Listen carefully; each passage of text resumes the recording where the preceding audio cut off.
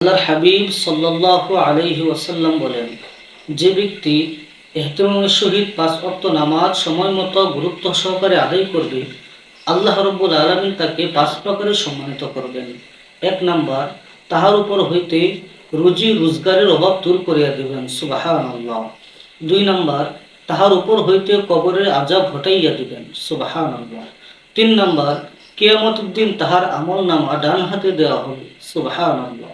যাহাদের অবস্থা সূরা আল হাক্কাতে বিস্তারিতভাবে উল্লেখ করা হইয়াছে যে যাহাদের ডান হাতে আমলনামা দেওয়া হইবে, তাহারা খুবই আনন্দ ও খুশির সহিত প্রত্যেককে দেখাইতে থাকিবে।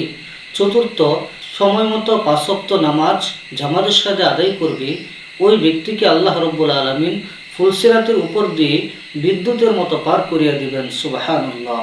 5 নাম্বার, বিনা হিসেবে বেহেশতে প্রবেশ করাবেন, সুবহানাল্লাহ। আর যে ব্যক্তি নামাজের ব্যাপারে অলসতা করবে, সময় মতো নামাজকে আদায় করবে না, আল্লাহ রাব্বুল আলামিন তাকে দুনিয়াতে 15 প্রকারের শাস্তিতে ফেলবেন। 15 প্রকার শাস্তি তাকে দেওয়া হবে। তার মধ্যে 5 প্রকার দুনিয়াতে, 3 প্রকার মৃত্যুর সময়, 3 প্রকার কবরে, আর 3 প্রকার কবর হইতে বাহির হওয়ার পর। নাউজুবিল্লাহ।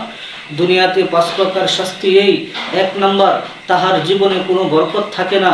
2 নাম্বার, তাহার চেহারা হইতে নেককারদের নূর দূর করিয়া দেওয়া হয়। 3 নাম্বার, তাহার নেক কাজসমূহের কোনো বদলা দেওয়া হয় না। 4 নাম্বার, তাহার কোনো দোয়া কবুল করা হয় না। 5 নাম্বার, নেক বান্দাদের দোয়ার মধ্যেও তাহার কোনো হক থাকে না। মৃত্যুর সময় 3 প্রকার শাস্তি এই: 1 নাম্বার, জিল্লতির সহিত বেউজ্জতির সহিত মৃত্যুবরণ করে। 2 নাম্বার, ক্ষুধার্ত অবস্থায় মৃত্যুবরণ করে।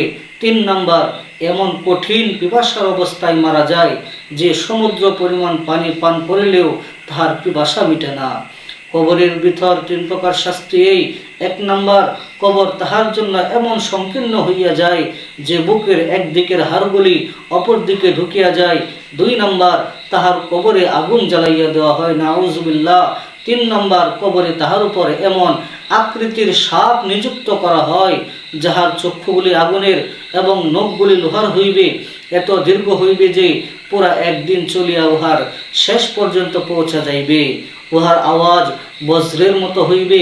সে বলিতে থাকিবে, আমাকে আমার রব তোর উপর নিযুক্ত করিয়াছেন, যেন ফজরের নামাজ নষ্ট করার কারণে সূর্যোদয় পর্যন্ত তোকে দংশন করিতে থাকি, জোহরের নামাজ নষ্ট করার কারণে আসর পর্যন্ত দংশন করিতে থাকি, পুনরায় আসরের নামাজ নষ্ট করার কারণে সূর্যাস্ত পর্যন্ত, মাগরিবের নামাজ নষ্ট করার কারণে এশা পর্যন্ত, এবং এশার নামাজ নষ্ট করার কারণে সকাল পর্যন্ত দংশন করিতে থাকি, নাউজুবিল্লাহ।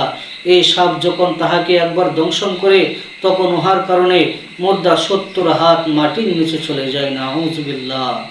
এই জন্য ভাই, আসুন আমরা সকলেই নামাজের প্রতি গুরুত্বশীল হই, ইহতিমামের সহিত নামাজগুলোকে আদায় করি। আল্লাহ রাব্বুল আলামিন যেন আমাদের সকলকে তৌফিক দান করেন, আমিন ইয়া রাব্বাল আলামিন।